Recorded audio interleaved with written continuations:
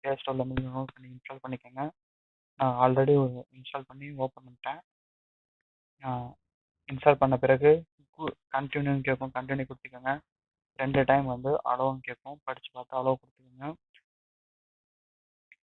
Allow கொடுத்த பிறகு நீங்கள் உங்களுக்கு இந்த மாதிரி அக்கௌண்ட் செலெக்ஷன் கேட்கும். உங்கள் கூகுள் ஐடி உங்களுக்கு எந்த ஐடி வேணுமோ செலக்ட் பண்ணிக்கோங்க.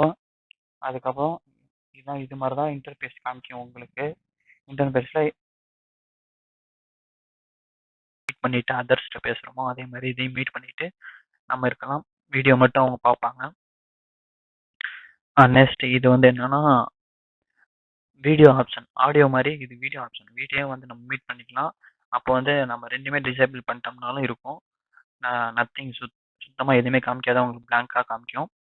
மோஸ்ட்லி நீங்கள் வந்து வீடியோ டிசேபிள் ஆப்ஷனை யூஸ் பண்ணாதீங்க.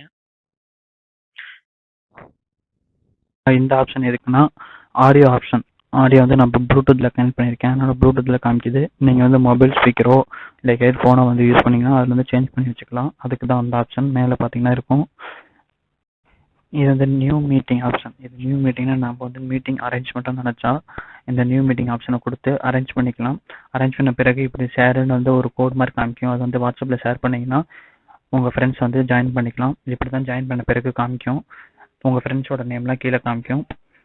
இது நெக்ஸ்ட் வந்து என்னென்னா மீட்டிங் கோட். அதாவது இப்போ ஸ்டாஃப் இல்லை உங்கள் ஃப்ரெண்ட்ஸோ இல்லை யாரோ ஒருத்தர் வந்து உங்களுக்கு கூகுள் மீட்டிங் கோட் அனுப்பிச்சிருக்காங்கன்னா இதில் என்ட்ரு பண்ணி நீங்கள் ஜாயின் பண்ணிக்கலாம்.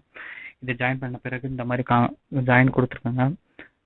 ஜாயின் கொடுத்துட்டிங்கன்னா நீங்கள் வந்து உங்கள் மீட்டிங்கை கீழே பார்க்கலாம் யார் இருக்காங்கன்னு சொல்லி. நெக்ஸ்ட் வந்து இந்த ஆப்ஷன் ப்ரெசென்ட் எதுக்கு காமிக்கணும், நீங்கள் வந்து உங்கள் ஸ்க்ரீனை வந்து அவங்களுக்கு காமிக்கலாம். மொபைல் ஸ்க்ரீனை கொடுத்தீங்கன்னா அது மாதிரி கண்டினியூ கேட்கும். கண்டினியூ கொடுத்த பிறகு இது மாதிரி அந்த ஸ்க்ரீன் வந்துடும். நான் அப்போ வந்து ஸ்க்ரீன் காமிக்கல. இந்த ஸ்க்ரீன் ஆப்ஷன் எதுக்காகன்னா நீங்கள் உங்கள் மொபைலில் உள்ள ஸ்க்ரீன் எல்லாமே வந்து அதர்ஸுக்கும் பார்த்துக்கலாம். அவங்களுக்கு எதுவும் தெரியலன்னு நீங்கள் இது வழியாக சொல்லி கொடுத்துக்கலாம்.